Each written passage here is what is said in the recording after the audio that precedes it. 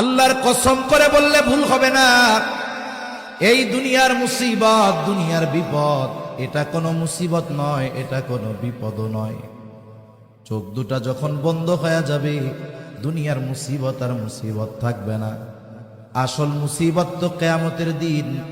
ওই মুসিবতের দিন দুনিয়ার কেউ আমার আপনার পাশে থাকবে না। কি হবে ওই দিনের অবস্থা?